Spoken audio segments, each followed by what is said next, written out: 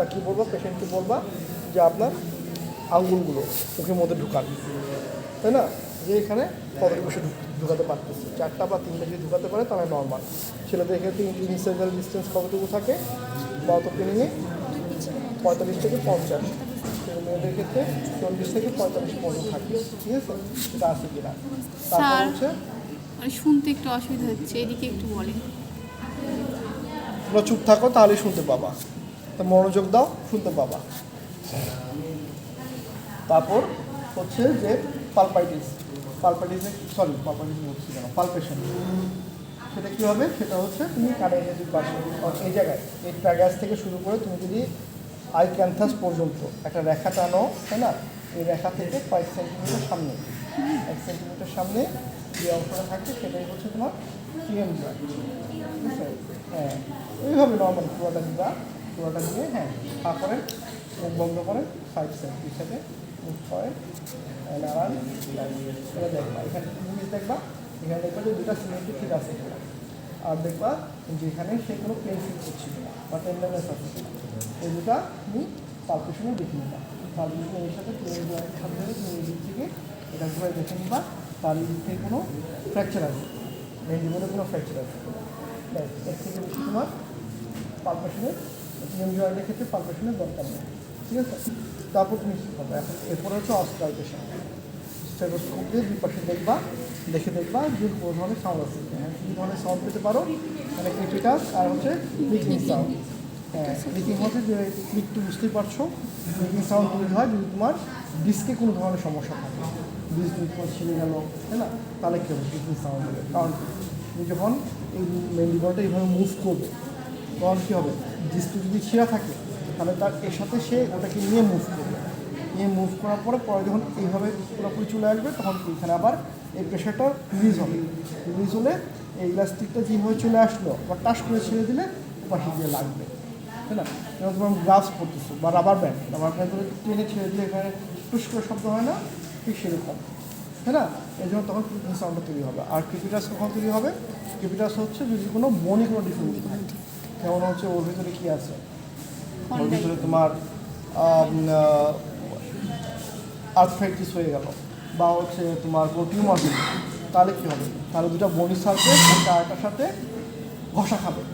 Normally কী থাকে, তোমার কন্ডাইলার হেডে তোমার ফাইব্রো কার্টিলেজ থাকে, যদি গ্রিনার ফোসাতে কার্টিলেজ থাকে, মাঝখানে কী থাকে, মিনিস্কাস বা ডিস্ক থাকে। এই জন্য যখন তুমি মুভ করে তখন কি মেন্ডিবলটা স্মুথলি মুভ করে। কিন্তু আর্থ্রাইটিস হলে কী হয়, ওই কার্টিলেজগুলো আস্তে আস্তে ক্ষয়প্রাপ্ত হয়ে যায়, তাই না। তখন কী হবে, তখন কি তুমি ঘষো তাহলে দেখবে দুটো শক্ত সার্ফেস, এখানে মেঝেতে খুশলি খসখস শব্দ হয় না, তখন হচ্ছে ওই মেন্ডিবল তুমি যে হাঁ করতে যাবো তখন এখানে খসখস শব্দ হবে, তাই না, একই ক্রিপিটাস বলে। ঠিক আছে, আর আমরা ইয়াতে আরেকটা জিনিস দেখি, সেটা হচ্ছে তোমার ইন্সপেকশনে কোনো ডেভিয়েশন এবং ডিসপ্লেসমেন্ট আছে কি না, তাই না। ডেভিয়েশন থাকলে কী হয়, যখন সে মুখ খুলবে তখন যে কোনো এক সাইডে খুলবে, ঠিক আছে। আর ডেভিয়েশন থাকলে কী হয়, তখন একটু সাইড হয়ে আবার সে আগের জায়গায় মুখ খুলতে পারবে। ডেভিয়েশন হয় সাধারণত তোমার যদি কোনো সফট টিস্যু অ্যাবনরমালিটিস থাকে, আর ডিসপ্লেসমেন্ট হয় যদি কোনো হার্ড টিস্যু অ্যানোমালি থাকে। এবং এখানে কী হলো, কর্নেলের হাইপোপ্লাসিয়া হলো, কর্নেলটা বড় হয়ে গেল, যখন মুখ খুলবে তখন কী হবে, এই পাশে হাইপোপ্লাসিয়া হয়ে মুখটা দেখবে যে খুলবে, এদিকে বাঁকা পড়ে, ঠিক আছে, সাইডে, ঠিক আছে। আর যদি তার সফট টিস্যু অ্যানোমালিস থাকে, তাই না, তাহলে দেখবা কী হবে, ডেভিয়েশন হয়ে তারপর আবার ঠিক মতো সে মুখ খুলতে পারবে, ঠিক আছে। এই জিনিসগুলো সাধারণত আমার প্লেন জয়েন্টে দেখে থাকি, ঠিক আছে। তারপর কি আছে, লিফ নোট, এখান থেকে কমন লিফ নোট কোনগুলো সেগুলো তো সব জানো, অনেকবার করানো হয়েছে, তাই না। আর এরপরে তোমার ইন্ট্রাল এক্সামিনেশন,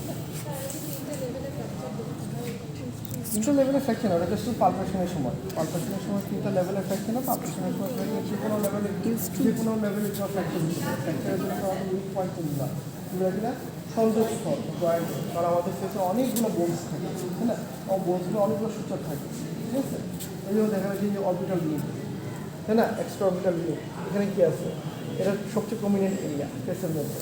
তো তুমি যদি পড়ো নিচ থেকে তাহলে কী হবে, সর্বপ্রথম এটাতেই আঘাত লাগবে, কী হয়, এই অরবিটাল লিঙ্ক কী হতে পারে, ফ্র্যাকচার হতে পারে। তো lower orbital link, upper orbital link, lower orbital link, দুটোতেই কী হতে পারে, লোয়ার অরবিটাল লিঙ্ক কী হচ্ছে, এখানে অনেকগুলো বোন একসাথে অরবিটাল যে ফ্লোরটা তৈরি হয়েছে অরবিটাল ফ্লোরটা কিন্তু অনেকটা বোন দিয়ে তৈরি হয়েছে, হ্যাঁ না?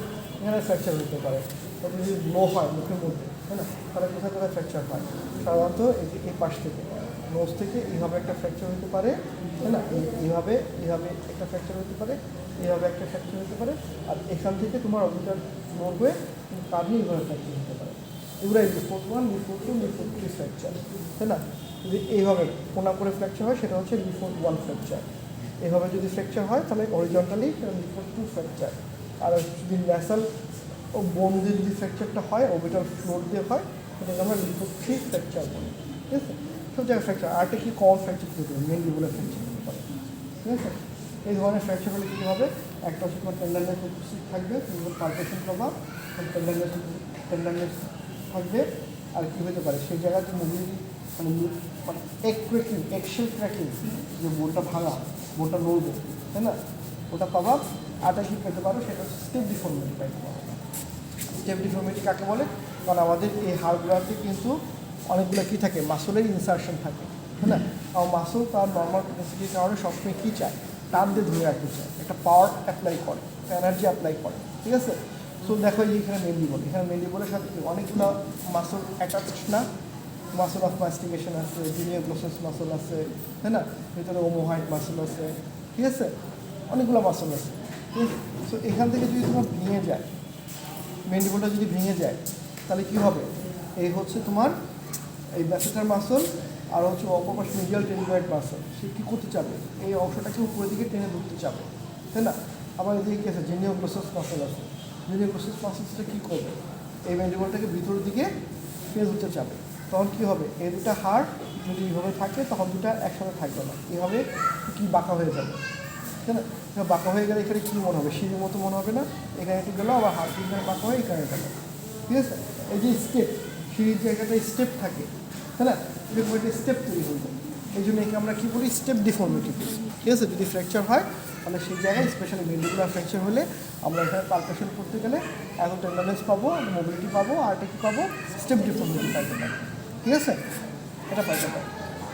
তো আর পালপেশনের মধ্যে কী আছে? তুমি ইন্ট্রোয়ার পালপেশনের মধ্যে তোমার যে মাসল অফ মাস্টিকেশনের পালপেশন আছে, floor of the muscle palpation আছে। তাই ইন্ট্রোয়ার পালপেশনের ক্ষেত্রে তুমি কী পাবা? তখন হচ্ছে যে এই ইয়াটা কী বলে হচ্ছে আগের লিপসগুলা ভেজিটেবলটা পালপেশন করে নিবা। তারপর হচ্ছে যে ইয়াটা আছে মানে অ্যালভিওলার লিস্টটা আছে, অ্যালভিওলার লিস্টটা পালপেশন করবা। তারপর হচ্ছে মাসলগুলোকে পালপেশন করবা, হ্যাঁ না? তারপর floor of the mouth palpation করবা, তারপর টাংটাকে পালপেশন করবা, আবার শেষে হার্টগুলো পালপেশন করবা, ঠিক না? এভাবে পালপেশন করে দেখে নিতে হবে কোথাও কোনো অ্যাবনরমালিটিস আছে কিনা, ঠিক আছে? এভাবে ইন্টারনাল পালপেশন বা ইন্টারনাল ইন্সপেকশনের সময় তো তোমাকে কী করতে হবে? অবশ্যই তোমাকে এই লাইট এবং হচ্ছে ভিশনটা ঠিক রাখতে হবে। তুমি ইনডাইরেক্ট ভিশনে দিচ্ছ কি না, ইনডাইরেক্ট লাইট ফেলছো কি না, তাই না? সেই জিনিসগুলো তারা নোটিস করবে, ঠিক আছে? এবং হচ্ছে কোন কোয়াড্রেন্ট কোন পজিশন থেকে দেখছে, তাই না? সেটা নোটিস করবে। স্পেশালি তোমার স্কেলিংয়ের ক্ষেত্রে, তাই না? তোমার কী করতে হবে? তোমার যখন লোয়ার পোস্টেরিয়র পোর্শন বা আপারের পোস্টেরিয়র পোর্শনকে তুমি যখন স্কেলিং করবো তখন তোমাকে ক্লোজের পজিশনে দিয়ে স্কেলিং করতে হবে। কিছু কিছু জায়গায় তুমি যখন এই লোয়ার লেফট পোর্শনে তুমি যখন স্কেলিং করবা তখন তোমাকে কী করতে হবে? রাইট ক্লিয়ার পজিশনে আসতে হবে। তুমি যখন লেফট রাইট মানে লেফট সাইডে তুমি যখন ক্লিয়ার করবো ও রাইট সাইডে তুমি যখন স্কেলিং করবা তখন তোমাকে কী করতে হবে? তুমি স্টেবল পজিশনে আসতে হবে, তাই না? কোন কোয়াড্রেন্টে কোন পজিশনে কী করতে হবে, তাই না? সেটাও সাদা কী বলবো, অনেক সময় তোমাদেরকে স্কেলিং করতে বলবো, বলতো এই কোয়াড্রেন্ট আপার পোস্ট এই কোয়াড্রেন্টে স্কেলিং করে দেখাতো, তাই না? বা যদি পেশেন্টের মুখে থাকে পাশে তোমার জিঞ্জিভালিস আছে তুমি তো লোয়ার রাইট পোর্শনে তুমি স্কেলিংটা করে দেখাতো, তোমাকে কোন পজিশন থেকে স্কেলিং করতে হবে, তাই না? সেটা তোমাকে দেখা যাবে। স্কেলিং স্কেলারটা কীভাবে ধরতে হবে দেখে তুমি কোন গ্রিপে ধরবা, ঠিক আছে? দেখে তুমি পেন গ্রিপে ধরছো না মডিফাইড পেন গ্রিপে ধরছো, সেটা সবাই দেখবে, ঠিক আছে? যে তোমাকে বলছো এটা কোন গ্রিপ, এটা কিন্তু মডিফাইড পেন গ্রিপ আর এটা হচ্ছে পেন, ঠিক আছে? দেখতে পাচ্ছ তোমরা? এই যে এটা হচ্ছে যখন তুমি সবগুলোকে একসাথে গোল করে ধরবা এভাবে, এটা হচ্ছে পেন গ্রিপ। আর তুমি যখন আঙ্গুলের উপরে, তাই না, মিডল ফিঙ্গারের উপরে তুমি যখন ভর দিয়ে ধরবা সেটা এবার মডিফাইড পেন গ্রিপ, ঠিক আছে? এইভাবে তোমরা দেখতে পারো। তুমি তো সবসময় যে লোয়ার রাইট লোয়ার মানে ইয়ার পেশেন্টের লোয়ার লেফট কোয়াড্রেন্ট থেকে শুরু করবা, ঠিক আছে? স্যার লোয়ার লেফট থেকে শুরু করে নিচের একদম কোয়াড্রেন্ট পুরোটাই শেষ করে উপরে হ্যাঁ, আবার হ্যাঁ। যাবে এরকম? সাধারণত আমরা যেটা করি সেটা হচ্ছে লোয়ার লেফট কোয়াড্রেন্ট থেকে শুরু করি, প্রথম লেবিয়াল সারফেস শুরু করি আর লিঙ্গুয়াল সারফেস শেষ করি, আবার তখন আপারের লেফট সাইড থেকে লেবিয়াল সারফেস শেষ করি, তারপর লিঙ্গুয়াল সারফেস শেষ করি। এভাবে তাহলে একটা কন্টিনিউটি মেনটেন করতে পারবে, নাহলে কন্টিনিউটি মেনটেন করা যাবে না, ঠিক আছে? এভাবে শেষ করবা।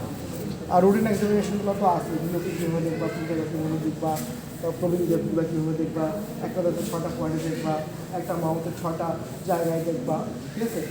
এই দুই পাশে 2 জায়গায় মাঝখানে এক জায়গায়, দুই পাশে 2 জায়গায় মাঝখানে 6টা দাঁতে দেখবা, আর একটা দাঁতে 6টা পয়েন্টে দেখবা, ঠিক আছে? তারপরে ক্যালকুলাসটা কীভাবে বুঝতে পারবা, প্লাগটা কীভাবে বুঝতে পারবা, তারপর হচ্ছে জিঞ্জিভার, যে একটা জিঞ্জিভাইটিস হলে তুমি কী কী জিনিস দেখে জিঞ্জিভাইটিসটা বুঝতে পারবা, তো এখানে কী কী থাকে, কালার থাকে, কনসিস্টেন্সি থাকে, আর না ব্লিডিং প্রবলেম। জিঞ্জিভাতে তুমি কী কী জিনিস দেখবা?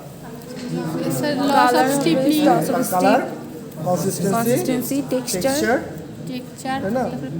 এই আরেকটা কি থাকে? ইন্টারডেন্টাল পেপিলার, স্ট্রিপটা তো তোমার কালারে কী থাকে? নর্মালি পিঙ্ক থাকে, কোরাল পিঙ্ক থাকে, আর জিঞ্জিভাইটিস হলে কী হবে? রেড, রেড, কনসিস্টেন্সি কী থাকবে? ফার্ম, নর্মালি থাকতে পারে, আর একটা ইডিমাটাস হবে, তাই না? তারপর একটা রোল মার্জিন, স্টিপল, স্মুথ, আর একটা স্টিপল, ঠিক আছে? তো জিঞ্জিভাইটিস কী হয়? লস অফ স্টিফনিং থাকে, তাই না? ওরকম কালার, কনসিস্টেন্সি, টেক্সচার, ঠিক আছে? এই জিনিসটা খুব ইম্পর্টেন্ট। তারপরে জিঞ্জিভার কোন ল্যান্ডমার্কগুলো, কোনটা ফ্রি জিঞ্জিভা, কোনটা ফ্রি জিঞ্জিভাল গ্রুপ, কোনটা হচ্ছে তোমার অ্যাটাচ জিঞ্জিভা, নিকো জিঞ্জিভাল জাংশন, কোনটাকে কোল বলে, কোনটাকে জিঞ্জিভাল সার্কাস বলে, ঠিক আছে? পেরিওডন্টাল লিগামেন্টগুলো কোন পোর্শনে থাকে, তারপর হচ্ছে তোমার জিঞ্জিভাল ফাইবার্সগুলো কোন পোর্শনে থাকে, ঠিক আছে? এই বেসিক জিনিসগুলো। পেরিওডন্সিয়াম কী নিয়ে তৈরি, ঠিক আছে? পেরিওডন্সিয়ামটা কীভাবে ডেভেলপ হয়, সিমেন্টামের ভূমিকা কী, ঠিক আছে? সিমেন্টামে তোমরা একটা কথা বলছিলা ডেন্টাল হিস্টোলজিতে বা ডেন্টাল অ্যানাটমিতে, শার্পিস ফাইবার। শার্পিস ফাইবার জিনিসটা কি? পেরিওডন্টামে যে ফাইবারটা সিমেন্টাম আর অ্যালভিওলার বোনের মধ্যে থাকে, সেই ফাইবারটার নাম কি? শার্পিস ফাইবার। সেই ফাইবারটার আরেকটার নাম কি? ক্লিনিক্যালে সেই নামটা কি? হিস্টোলজিক্যালে যাকে তুমি শার্পিস ফাইবার বলছো সেটা ক্লিনিক্যাল নাম কি? Periodontal ligament. পেরিওডন্টাল লিগামেন্টের যে অংশটুকু সিমেন্টের মধ্যে ঢুকে থাকে সেটাকে শার্পিস ফাইবার বলে, ঠিক আছে? আর বাকি অংশটুকুকে, যে অংশটুকু বাইরে বের হয়ে থাকে, অ্যালভিওলার বোনের সাথে অ্যাটাচ থাকে, সেই অংশটাকে কী বলবো আমরা? পেরিওডন্টাল লিগামেন্ট বলবো। পেরিওডন্টাল লিগামেন্টের মধ্যে আবার কী কী ভাগ থাকে? কিছু থাকে কি অ্যাপিকাল, কিছু হরিজন্টাল, কিছু অ্যাবলিক, কিছু ক্রেস্টাল, ঠিক আছে? তারপর হচ্ছে ট্রান্সেপ্টাল কি? পেরিওডন্টাল লিগামেন্ট নাকি? ট্রান্সেপ্টাল তো জিঞ্জিভাল ফাইবার, জিঞ্জিভাল ফাইবার্সের মধ্যে পড়ে হচ্ছে ট্রান্সেপ্টাল ফাইবার, ঠিক আছে? তো জিঞ্জিভাল ফাইবার্সের মধ্যে কিছু আছে। আবার এখান থেকে জিজ্ঞেস করতে পারে এই ফাইবার্সগুলো কী ধরনের ফাইবার, কী দিয়ে তৈরি? হিস্টোলজি কোশ্চেনগুলো এখানে চলে আসবে, যে কোলাজেন ফাইবার দিয়ে তৈরি। এই যে তোমার এই যে জিঞ্জিভাতে যা তৈরি হলো, যে স্ট্রিপটিটা তৈরি হলো, স্ট্রিপটিটা কিসের জন্য তৈরি হলো?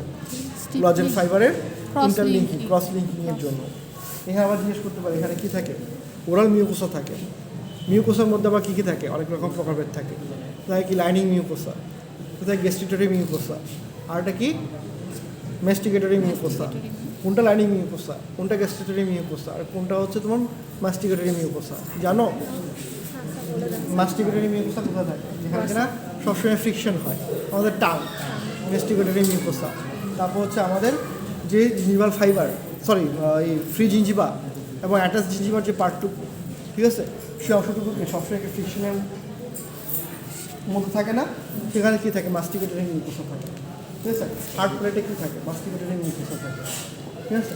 আর টাঙে যে টাং বার্ড, টেস্ট বার্ডগুলো থাকে, সেই টেস্ট বার্ডগুলো হচ্ছে গ্যাস্ট্রিটরি মিউকোসার পারে। আর এছাড়া বাকি অংশটুকু সবটুকুতে কী থাকে? লাইনিং মিউকোসা থাকে, ঠিক আছে? আবার দেখা যাচ্ছে যে এখানে মিউকোসাটা কী দিয়ে তৈরি, কী ধরনের টিস্যু? এটা কি অ্যাপিথেলিয়াল টিস্যু। এই অ্যাপিথেলিয়াল টিস্যুর মধ্যে আবার কী কী থাকে? অ্যাপিথেলিয়াল টিস্যুর স্ট্রাকচারটা কী থাকে? তো এখান থেকে কোশ্চেন তো মানে করতে থাকলে তো এখানে হাজারগুলো কোশ্চেন করা যায়, ঠিক আছে? সুতরাং এই বেসিক জিনিসগুলো যেগুলো আগে পড়ে আসছো সেগুলো একটু দেখে আসবা, স্পেশালি ড্রাগসগুলো দেখে আসবা, ট্রিটমেন্ট অপশনগুলো দেখে আসবা। গ্রস জিনিস জন্য যে এখন যে জিনিসগুলো বলো সেগুলো হচ্ছে অ্যাডভান্স লেভেলের পড়া, এগুলো সাধারণত ধরবে না। কিন্তু একদম তোমার গ্রস লেভেলের যে পড়ালেখাগুলো আছে, যে রুটিন এক্সামিনেশনগুলো কীভাবে দেখাইতে হয় সেগুলো যদি দেখাইতে না পারো, পকেট ডেপথ, তাই না, এগুলো নিয়ে যদি কনফিউশনে থাকো, জিনজিভাইটিস আর পেরোডন্টাইটিস নিয়ে যদি কনফিউশনে থাকো, ঠিক আছে, পেরোডন্টাইটিসের কজ, পেরোডন্টাইটিসের ট্রিটমেন্ট, পেরোডন্টাইটিসের তোমার ক্লিনিক্যাল যে ফিচারগুলো আছে, হিস্টোলজিক্যাল ফিচারগুলো আছে, জিনজিভাইটিসের ক্লিনিক্যাল ফিচার, হিস্টোলজিক্যাল ফিচার, এগুলো যে স্টেপগুলো আছে, যে আর্লি জিনজিভাইটিস, তাই না, তারপর কি তোমার অ্যাডভান্স জিনজিভাইটিস আর প্রগ্রেসিভ জিনজিভাইটিস, তাই না, এইভাবে তোমার ক্লাসিফাই করা আছে না কোনটা কোন ধরনের জিনজিভাইটিস পড়ছো? জিনজিভাইটিসের টাইপ বলতে বললে আমরা এটা বলবো স্টেজ অনুযায়ী, একটা হচ্ছে নাকি না, একটা জিনজিভাইটিসের স্টেজ আছে, আর একটা ক্লাসিফিকেশন আছে। ক্লাসিফিকেশন যদি বলে তাহলে যে plaque into gingivitis, acute gingivitis, chronic gingivitis, সেগুলো বলবো। আর যদি স্টেজ বলে ওটা কিন্তু আলাদা, চারটা স্টেজ আছে। হ্যাঁ 4টা স্টেজ আছে, যে আর্লি জিনজিভাইটিস, তার progressive gingivitis, advance gingivitis, late stage gingivitis, তাই না, এরকম 4টা নাম আছে আছে না। এই স্টেজগুলো বললে এই স্টেজগুলো পড়ে বলবো, এবং ওগুলো প্রতিটা স্টেজের কিন্তু তোমার ইয়াও আলাদা, ক্লিনিক্যাল ফিচারগুলোও আলাদা। হ্যাঁ, ড্রাগগুলো আরেকবার একটু বলে দিন। ড্রাগসের মধ্যে কি আছে? নর্মালি যে বললাম না, জিনজিভাইটিসের ক্ষেত্রে সম্পূর্ণ কোনো ড্রাগস দরকার হয় না, শুধু যদি করে অ্যামক্সিসিলিন বা সাফলোস্পিন গ্রুপের ড্রাগসগুলোই আনাও। আর যদি তোমার হ্যাঁ পেনিসিলিন বা সেফালোস্পোরিন, এটা পেনিসিলিনের অ্যামোক্সিসিলিন। পেনিসিলিনের ডেরিভেটিভস কিন্তু তোমার সাফলোস্পিরিন আর অ্যামক্সিসিলিন, ঠিক আছে। আর হচ্ছে তোমার পেরিওডন্টাইটিসে যদি তোমার থাকে, পেরোডন্টাইটিস থাকে, সেই ক্ষেত্রে তুমি কী করতে পারো, আর ওই ব্যাকটেরিয়া বেশি থাকে সেই ক্ষেত্রে তুমি মেট্রোনিডাজল, তাই না, ডক্সিসাইক্লিন, আর হচ্ছে তুমি ক্লিন্ডামাইসিন ইউজ করতে পারো, ঠিক আছে। জিনজিভাইটিস অ্যামক্সিসিলিন সাফলোস্পিরিন বলবা। ঠিক আছে, তাহলে তো মোটামুটি রকমভাবে তোমাদের বেসিকটা হয়ে গেল। এটুকের মধ্যেই যতটুকু আসতে বললাম সেগুলো মোটামুটি রকমভাবে দেখো।